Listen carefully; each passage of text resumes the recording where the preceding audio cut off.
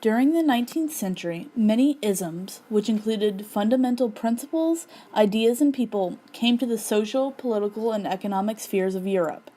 Socialism is among the new ideas that were popularized in Europe at the time. The picture on the left symbolizes the ideas of pro-socialist and anti-capitalist. The cartoon describes socialism as a brotherhood, happiness, development, order, and justice, where capitalism is described as poverty, vice, hatred, disease, ignorance, and injustice. The picture in the top right depicts a scene of people building something that writes socialism. Later in the presentation, the ideas of people coming together will be discussed. The picture in the bottom left is a political cartoon that expresses a negative opinion of socialism, claiming it to be stealing money from one group to another to show the equality of the classes. This political cartoon opens the door to the idea that socialism has been questioned and feared throughout history, but as time goes on, the ideas people were once scared of, such as public schools, seem silly to look back on as it is an essential part of society now. The point of this cartoon is to show people that the ideas of socialism are good and will make sense years on out.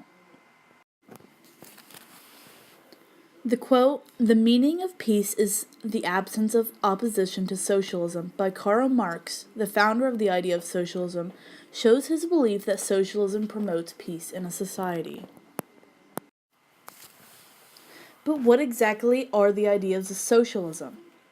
As stated in the previous slide, the idea of socialism derived from the writings of Karl Marx, a German philosopher, among other things. Socialism itself can be described as a collective ownership of the factors and instruments of production. This is where the aforementioned picture of people coming together to build something comes in. Unlike in a communism, where everything is owned by the government, in a socialist society, everything is owned collectively. However, it is not owned by individuals, in fear of one becoming better or wealthier than another. The general idea of socialism is for there to be only one class of people equal in wealth and power. The most important feature of socialism, however, is the need to satisfy humans and their needs. The picture on the right is a common symbol of socialism, especially the fist, used to show power and unity. The picture in the top right is another quote from the founder, Karl Marx, which states that democracy is the road to socialism, tying a prevalent government system such as democracy with the new ideas of socialism. The picture in the bottom right is an illustration of capitalism versus socialism. In socialism, the individual symbolized by the blue has the money, but someone else has the power. Where in the capitalism depiction, the person with the power also has the money.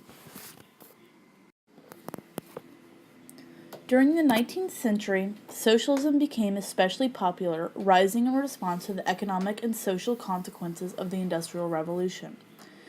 During the Industrial Revolution, the laissez-faire economic system, which puts people in charge without government control of the economy, begins to be a big part of socialism, continuing the idea of no government involvement.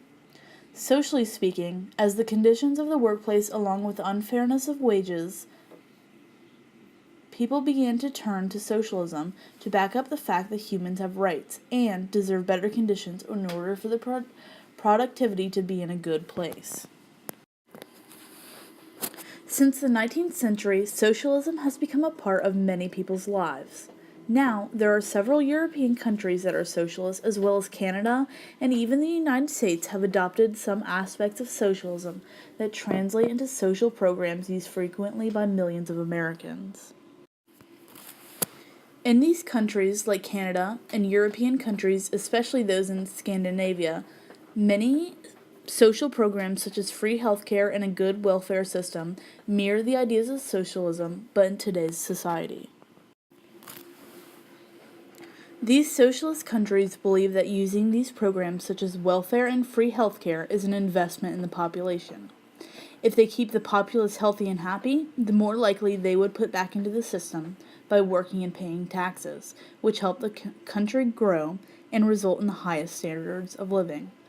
The picture on the left shows that, according to these countries, they believe healthcare is a human right, which is why it is either free or extremely affordable in these countries.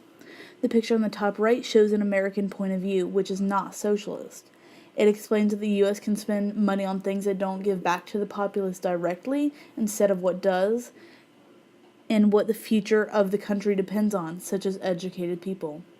The picture on the bottom right, however, depicts a Canadian and socialist point of view that mocks the idea of no free healthcare is ridiculous.